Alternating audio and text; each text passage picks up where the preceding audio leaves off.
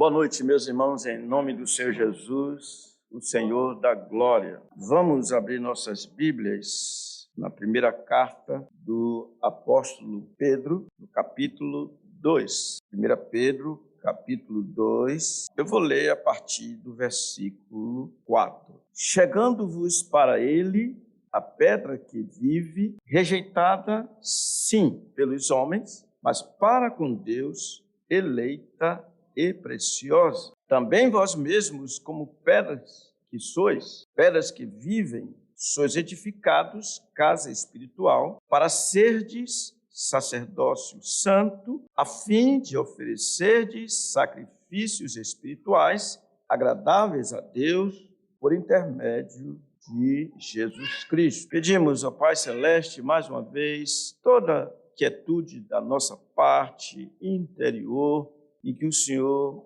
nos abençoe com a palavra do Senhor. Nós oramos em nome de nosso Senhor Jesus. Amém. Meus irmãos, no domingo passado nós vimos, segundo esse versículo 4, aquilo que chamamos de o notável privilégio de contemplar a Cristo Jesus. Vimos que, de fato, irmãos, aqueles que se chegam para Ele, tendo-o como a luz, tendo como o sol nascente nas alturas, tendo como seu tudo, como o apóstolo Paulo mesmo disse que, uma vez que ele conheceu a Jesus, ele considerou tudo como perda para ganhar a Cristo e ser achado nele, não tendo justiça própria, que procede de lei, senão a que vem de Deus, a justiça de Deus, que é o próprio Senhor Jesus, para o conhecer, diz ele, o poder da sua ressurreição e a comunhão dos seus sofrimentos, conformando-me, diz Paulo, com ele na sua morte,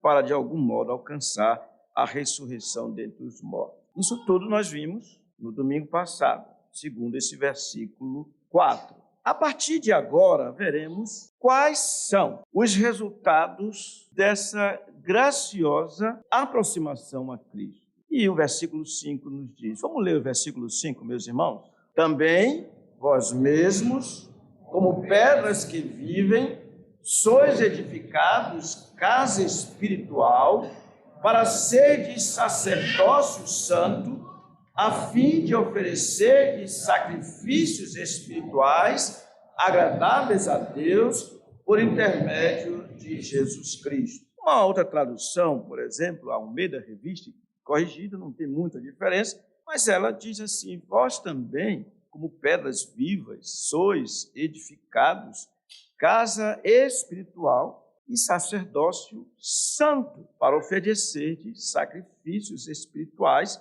agradáveis a Deus por Jesus Cristo. Então, olhando para esse versículo 5, nós vamos ver 3 proposições básicas. Eu vou citá-las. Nós vamos ver a graciosa condição dos que se chegam a Cristo. Como são eles? O que eles possuem? Em segundo lugar, nós vamos ver o honroso serviço dos que se chegam a Cristo. O que eles fazem? E em terceiro lugar, nós vamos ver a graciosa dependência dos que se chegam a Cristo. Evidentemente, eles dependem de Cristo Jesus. Então vejamos, em primeiro lugar, o que? A graciosa condição dos que se chegam a Cristo. É bem claro o texto quando diz, também vós mesmos. Quanto a essa graciosa condição, didaticamente falando, nós veremos 3 aspectos muito importantes. Eu vou citá-los e depois vamos discorrer acerca de cada um deles. Vou citá-lo. Primeiro vai ser, os crentes são semelhantes a Cristo. Depois, os crentes são parte viva do edifício divino. E, em terceiro lugar, vamos ver que os crentes são sacerdotes do Altíssimo. Ora, nesse texto, a condição, como eu disse, como são eles? Ou como identificá-los? Então, vejamos de forma convagada. Os crentes são o quê? Semelhantes a Cristo. Também vós mesmos, como pedras que vivem. Os crentes são chamados aqui, ele é pedra, a pedra que vive. Os crentes são chamados de pedras que vivem. Quando os crentes se aproximam do Senhor, esse Senhor bondoso, algo extraordinário acontece ou aconteceu. Na verdade, a figura que o apóstolo utilizou para identificar o Senhor, ele aplicou a mesma figura aos crentes, dando a entender que, em algum sentido, eles passaram a ser como ele, a pedra viva. Daí que Pedro chamou os crentes assim, pedras vivas. Na nossa tradução diz as pedras que vivem, mas Almeida vai muito mais direto quando chama de pedras vivas. Ou seja, sendo o Senhor Jesus Cristo, que é a pedra viva, ou a pedra que vive, ele é quem vivifica os eleitos de tal maneira que eles se tornam como ele, pedras que vivem.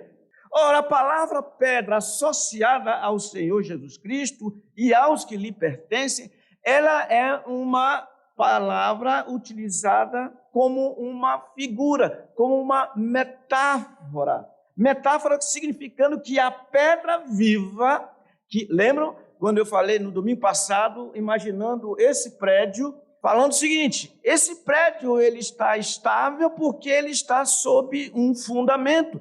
Cristo é esse fundamento, essa rocha imensa que sustenta, não é esse prédio, mas sustenta a sua igreja.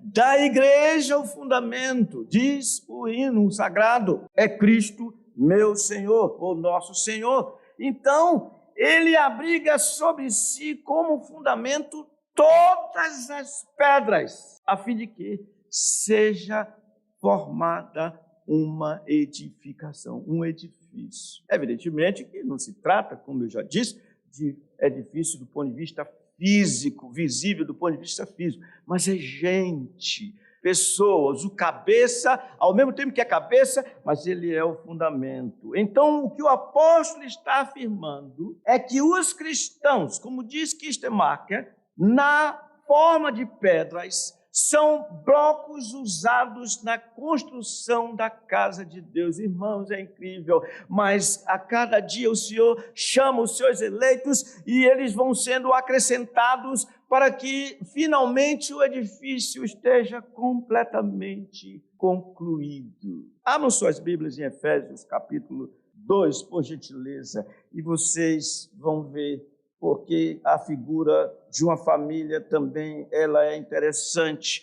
Quando ele diz assim, ele fala assim, no capítulo 2 de Efésios, versículo 13, ele diz, mas agora em Cristo Jesus, vós que antes estáveis longe, fostes aproximados pelo sangue de Cristo, porque ele é a nossa paz, o qual de ambos fez um, e tendo derribado a parede da separação que estava no meio, a inimizade, aboliu na sua carne a lei dos mandamentos na forma de ordenanças, para que dos dois, judeus e não judeus, ou gentios, em si mesmo criasse um novo homem, fazendo a paz e reconciliasse ambos em um só corpo com Deus, por intermédio da cruz, destruindo por ela a inimizade. Observe o que ele diz no versículo 18. Versículo 19. Assim já não sois estrangeiros e peregrinos, mas concidadãos dos santos e sois da família de Deus. E agora ele vai usar uma outra figura, que é a nossa figura desse presente momento. Versículo 20. Edificados sobre o fundamento dos apóstolos e profetas, sendo ele mesmo, Cristo Jesus, o quê? A pedra angular, essa pedra que sustenta tudo mais, no qual todo edifício, bem ajustado, cresce para santuário dedicado ao Senhor, no qual também vós juntamente está sendo edificados para a habitação de Deus no Espírito. Irmãos, primeiro privilégio de respeito à condição dos crentes, daqueles que se chegam ao Senhor Jesus Cristo, é o que nós estamos vendo assim. Eles foram feitos pedras vivas, que estão sendo arrumadas, sendo edificadas, para que o edifício fique finalmente pronto, e na eternidade é isso que vamos ter. Deus habitando habitando nesse lugar, nesse edifício. Então, meus irmãos, ao designar os crentes de pedras vivas ou pedras que vivem, essa expressão, segundo certo teólogo, enfatiza tanto a união dos cristãos com Cristo, como a semelhança dos cristãos a Ele, a pedra viva. E com isso, a figura que Paulo utilizou, falando aos romanos, é interessante porque chega a esse ponto aqui, quando ele diz assim: todas as coisas cooperam para o bem daqueles que amam a Deus, daqueles que são chamados segundo o seu propósito, porquanto os que de antemão conheceu, a esses predestinou para serem conformes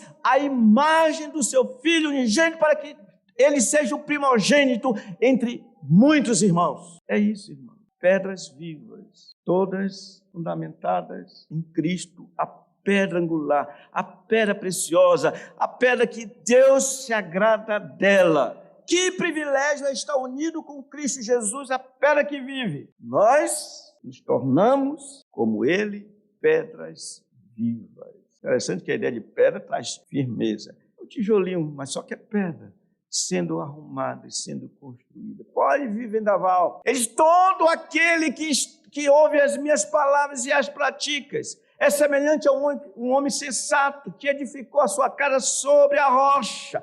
E vieram os ventos, sopraram os ventos, caíram as chuvas, deram com ímpeto sobre aquela casa, que ela não caiu, porque foi edificada sobre a rocha. Além disso, a condição dos crentes. Os crentes são parte viva do edifício divino, porque diz: sois edificados o quê? Casa espiritual. Parece que o apóstolo Pedro, ao dizer sois edificados casa espiritual, tinha em mente o templo do Antigo Testamento, como a casa, como a residência de Deus, que apontava, na verdade, para uma realidade superior futura. Porque é isso, o templo, irmãos, é algo que devia ser visto dessa maneira, uma figura do futuro. Assim como o tabernáculo, que tinha todos aqueles elementos, deviam ser vistos como figura do futuro. Por isso é que,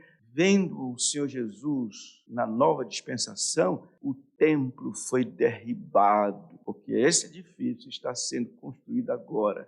A glória dessa casa será maior, muito maior do que todas as demais do passado. Não é para se chorar quando o edifício cai, meus irmãos. Não, porque o edifício de Deus somos nós, pela graça dele. Ora, tal realidade dizia, portanto, respeito a Cristo e aos que estavam unidos com ele, essas pedras futuras, essas pedras vivas.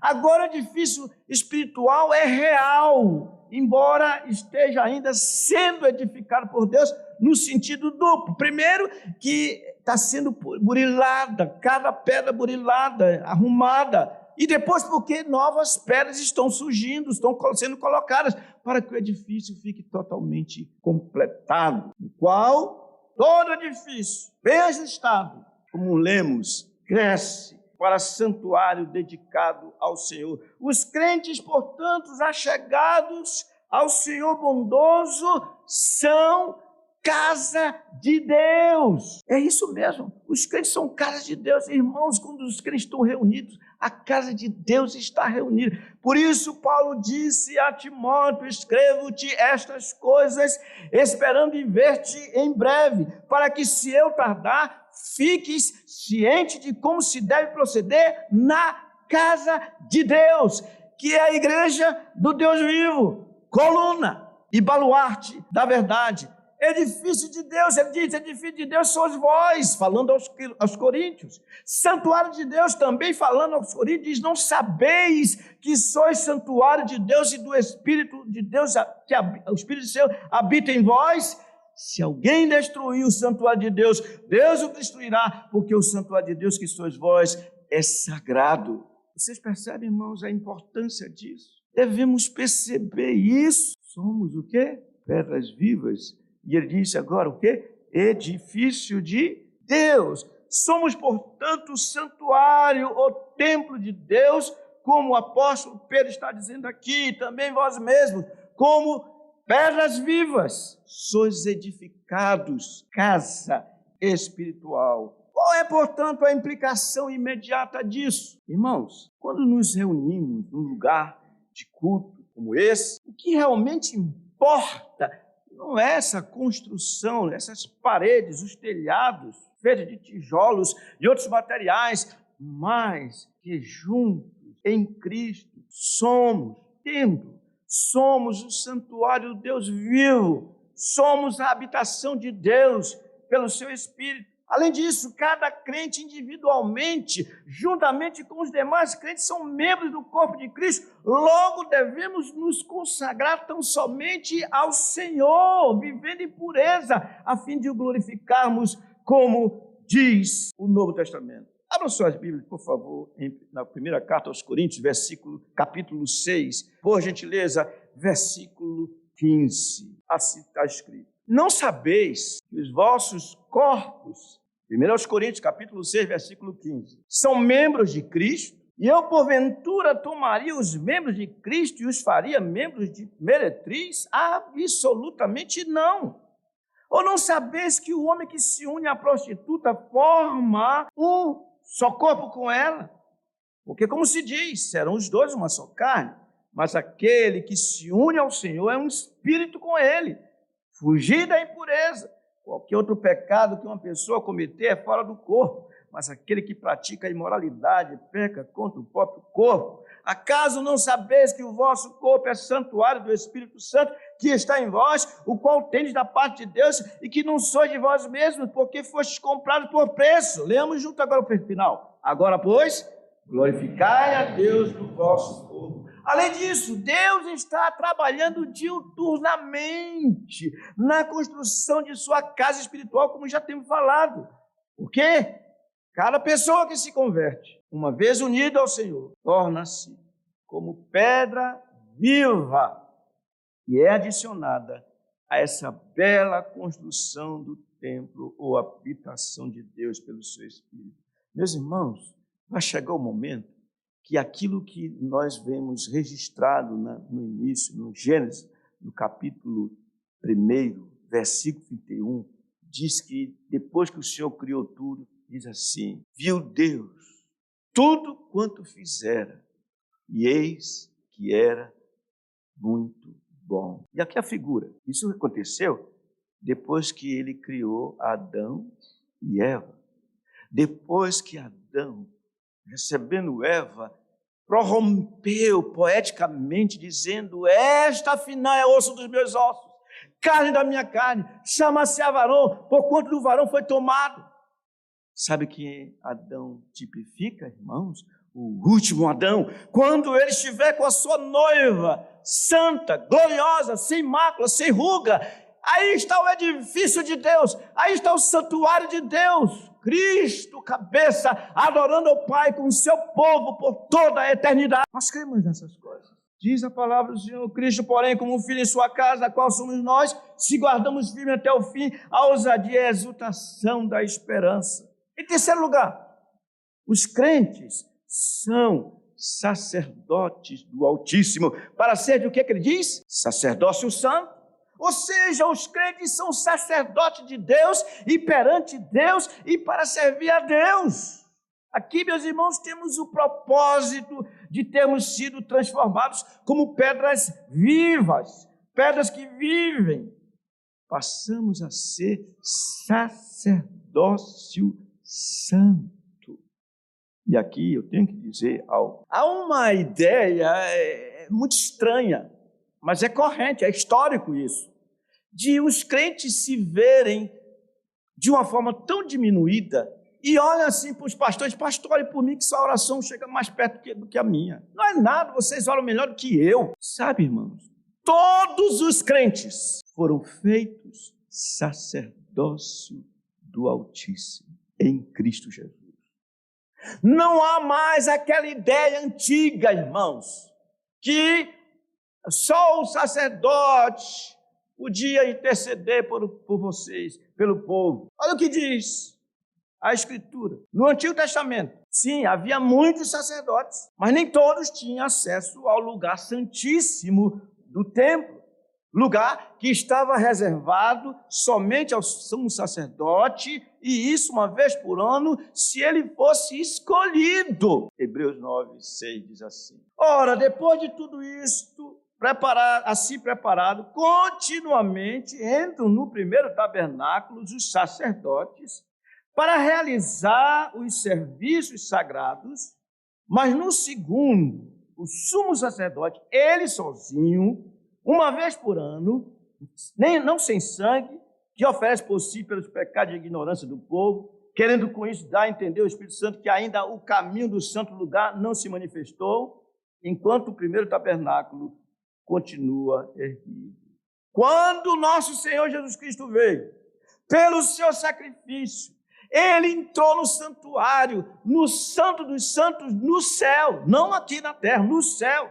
Tornou, portanto, obsoleto, sem sentido nenhum, mais o antigo tabernáculo, e entrou, como eu disse, no santuário perfeito que está no céu. Como está escrito, Hebreus capítulo 9, versículo 24, porque Cristo entrou em santuário, não entrou em santuário feito por mãos, figura do verdadeiro, porém no mesmo céu, agora para comparecer, agora, por nós, diante de Deus. Então, realizada essa maravilhosa obra de nosso Senhor Jesus Cristo, todos os homens, todas as mulheres que se unem a Cristo foram feitos e são sacerdócio santo. Ou seja, esses crentes crentes podem em Cristo, nosso sumo sacerdote, entrar não é no santuário, é no santo dos santos, e podem realizar serviços espirituais para Deus. Sabe, irmão? Vocês estão com a Bíblia aberta aí? Abram, por favor, Hebreus capítulo 10, versículo 19, rapidinho. Capítulo 10, versículo 19. Olha o que nos diz a Escritura. Veio, pois... eu estou vendo nem do outro, é capítulo 10, versículo 19. Tendo, pois, irmãos, intrepidez para entrar no santo dos santos, pelo sangue de Jesus, pelo novo e vivo caminho que ele nos consagrou, pelo véu, isto é, pela sua carne. Tendo grandes sacerdotes sobre a casa de Deus, aproximemo-nos com sincero coração, em plena certeza de fé, tendo o coração purificado de má consciência e lavado o corpo com água pura. Vamos ler juntos? Guardemos firme a confissão da esperança, sem vacilar, pois quem fez a promessa é fiel. Assim, meus irmãos, todos os genuínos crentes, e cada um deles, homens e mulheres, como eu disse, é um sacerdote, no sentido de ter acesso igual e imediato a Deus e de servi-lo pessoalmente, como diz a Bíblia de Estudo de Genebra. E eu peço a vocês que abram suas Bíblias e leiam com a maior força possível Apocalipse capítulo 5, versículo 7. Já chegaram lá? Aqui eu já estou. Apocalipse 5, versículo 7. Veio, pois, o cordeiro, como tinha sido morto, olha só. Veio, pois, e tomou o livro da mão direita daquele que estava sentado no trono. E quando tomou o livro, os 4 seres viventes e os 24 anciãos prostraram-se diante do cordeiro, tendo cada um deles uma harpa e taças de ouro cheias de incenso, que são as orações dos santos. E entoavam um novo cântico, dizendo: digno és de tomar o livro e de abrir-lhes os selos, porque foste morto, e com teu sangue compraste para Deus os que procedem de toda tribo, língua, povo e nação. E para o nosso Deus, o que ele fez? Os constituíste reinos e sacerdotes, e reinarão sobre a terra. Amém. É pouca coisa, irmão? Não é pouca coisa. Também vós mesmos, como pedras que vivem, sois edificados casa espiritual, para serdes sacerdócio santo. Em segundo lugar, agora vamos ver o honroso serviço dos que se chegam a Cristo. Para quê? Não está escrito. O honroso serviço, qual é esse honroso serviço? A fim de oferecer sacrifícios espirituais agradáveis a Deus. Os crentes foram chamados para servir de modo agradável a Deus. Irmãos, vocês lembram da oração de Davi, no Salmo 51, depois do seu arrependimento? Ele fez uma confissão. Ele diz: coração compungido e contrito não desprezarás, ó Deus. Coração compungido e contrito não desprezarás, ó Deus. De novo, nós voltamos ao Antigo Testamento, quando os sacerdotes apresentavam sacrifícios materiais prescritos. Ali nenhum deles podia entrar no santuário sem sangue e sem outras coisas mais. Nenhum deles. Tinham que matar animal, tinha que aspergir o sangue. E quem entrava no lugar do povo era o sacerdote. No entanto, quando nosso Senhor adentrou o Santo dos Santos por nós, não há mais outros sacrifícios materiais para serem oferecidos. E aqui, irmãos, eu quero chamar a atenção de uma coisa. Cuidado, irmãos. Porque há lugares que estão fazendo o seguinte, tentando trazer o Antigo Testamento para o nosso contexto. Não serve, não agrada ao Senhor. Roupas e elementos palpáveis, visíveis, nada disso tem nenhum valor, não tem nenhum valor. Não há mais necessidade de qualquer coisa material, senão no momento da ceia, quando os dois elementos são visíveis, mas apontam para o Senhor Jesus. Fora disso, ou a água pelo batismo, fora disso, irmãos, caiam fora de lugares que apresentam esses tipos de coisas, porque é enganação. Agora, porém, há sacrifícios, qual é a natureza deles? Espirituais. Espirituais, você não vê, você não apalpa, você não percebe, são espirituais. Não entre na cilada dos homens, porque é engraçadinho, né? Quando faz aquele negócio, não vou nem falar mais, senão eu vou acabar. Quais são esses sacrifícios espirituais? Tais sacrifícios estão presentes no culto, irmão. Olha só, o apóstolo Paulo dizendo assim sobre as doações que ele recebeu dos filipenses. Alegrei-me sobremaneira no Senhor, porque agora uma vez mais renovaste o vosso cuidado para comigo, o qual já tinhas antes, mas me faltava oportunidade. E aí, sabe o que ele diz? Filipenses capítulo 4, versículo 18. É isso que é o sacrifício espiritual, irmão. Versículo 4. Ele diz: recebi tudo e tenho abundância, estou suprido, desde que Epafrodito me passou as mãos o que me veio de vossa parte, como aroma suave, como sacrifício aceitável e aprazível a Deus. Ou seja, quando alguém assiste a um dos pequeninos, quando o povo de Deus se reúne para ajudar os pobres, quando o povo de Deus se reúne para fazer o que é devido, aquelas ações, não os bens em si mesmos, mas o modo de fazer, as ações sobem como aroma suave, como sacrifício agradável a Deus. Quando o povo está orando, irmãos, diz Apocalipse que as orações dos santos são como incensos, como aroma suave. Louvor e gratidão, Salmo 100 fala sobre isso. Tais sacrifícios estão presentes também no padrão de vida do povo do Senhor. Por isso Paulo diz: rogo-vos, pois, irmãos, pelas misericórdias de Deus, que apresenteis os vossos corpos como sacrifício santo e agradável a Deus. Como sacrifício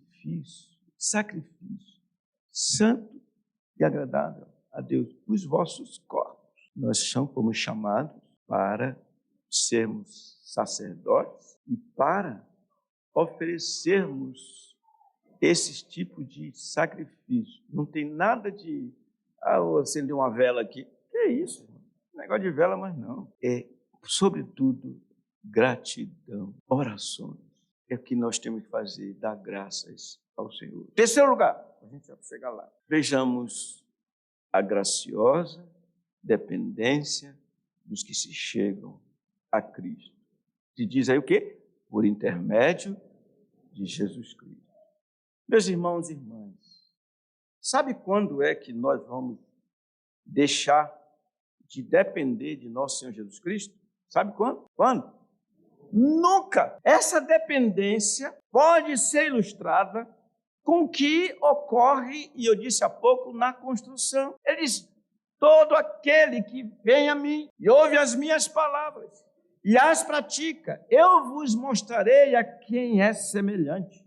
Isso é segundo Lucas, capítulo 6. Ele diz: é semelhante a um homem que, edificando a casa, cavou, abriu profunda vala e lançou o alicerce sobre a rocha. Vindo a enchente, arrojou-se o rio contra aquela casa e não a pôde abalar por ter sido bem construída. Irmãos, sabe quando é que essas paredes, tetos, colunas vão ficar independentes, livres e não mais necessitarem do fundamento? Nunca. É uma figura fantástica. Sempre haveremos de precisar, de necessitar da pedra viva, a pedra angular, sempre. Então, ele é a rocha, ele é o nosso fundamento do qual tudo depende. Portanto, ações de graças, louvores e tudo que fizermos devem ser realizados por intermédio dele, e vai se cumprindo o que ele diz. Eu sou o caminho e a verdade e a vida. Ninguém vem ao Pai senão por mim. Que figura, irmão. Nosso Senhor Jesus Cristo, junto conosco, seu povo, a partir dele, adorando ao Pai. Sabe quando isso terminará? Nunca. Viu Deus tudo que fez, e eis que era muito bom. Que harmonia! Por isso Paulo diz sobre trabalho: graças a Deus que nos dá vitória por intermédio de nosso Senhor Jesus Cristo. Portanto, meus amados irmãos, sede firmes, inabaláveis e sempre abundantes na obra do Senhor, sabendo que no Senhor o vosso trabalho não é vão. Por meio de Jesus, disse o escritor de Hebreus, ofereçamos a Deus sempre sacrifício de louvor, que é o fruto de lábios que confessam o seu nome. De fato, dependemos dele, como ele disse: eu sou a videira verdadeira e meu pai é o agricultor. Todo ramo que estando em mim não der fruto, ele corta, mas todo que dá fruto, ele limpa, para que dê mais fruto ainda. Irmãos, essas figuras são muito interessantes. Eu lembro quando eu cheguei aqui, lá onde a gente mora, 36 anos que a gente mora lá, né? Ou 37? Olha essa vozinha, 36. Engraçado. Aí chegou lá, era tudo aberto, não tinha muro, aí não tinha água também, só é nós dois. Aí eu disse: puxa, a gente precisa juntar água. Aí cavamos um buraco, meti cimento com areia no buraco, aí quando chovia enchia o buraco, tá vendo? O vizinho lá só esperava e depois ainda pedia água da gente. Tudo bem. Aí vamos plantar. E plantamos. Irmãos, quando a gente chega assim, que olha uma árvore, por exemplo, uma mangueira. Só tem uma hoje, tá? Uma mangueira, se olha assim, ela no fruto, os passarinhos comendo, se diz: puxa, que maravilha. Agora, irmãos, imagine o Senhor naquele dia, o Pai Celeste, como diz Paulo em 1 Coríntios, no capítulo 15, naquele dia, 1 Coríntios, capítulo 15, diz aqui no versículo 23, cada um, porém, por sua própria ordem, falando da ressurreição, Cristo as primícias, depois os que são de Cristo na sua vinda. E então virá o fim, quando ele, Cristo, entregar o reino ao Deus e Pai, quando houver destruído todo o principado, bem como toda potestade e poder, porque convém que ele reine, até que haja posto todos os inimigos debaixo dos pés. O inimigo a ser destruído é a morte, porque todas as coisas sujeitou debaixo dos pés. E quando diz que todas as coisas estão sujeitas, certamente exclui aquele que tudo lhe subordinar. Quando, porém, todas as coisas estiverem sujeitas, então, agora lendo bem lentamente, o próprio Filho, que irmãos? A igreja, também se sujeitará àquele que todas as coisas lhe sujeitou, para que Deus seja tudo em todos. O edifício estará pronto. Cristo, adorando o Pai junto com o seu povo, pelos séculos dos séculos. Ao nosso Deus que se assenta no trono. Vou ficar em pé, irmãos, por favor. E ao Cordeiro pertence a salvação.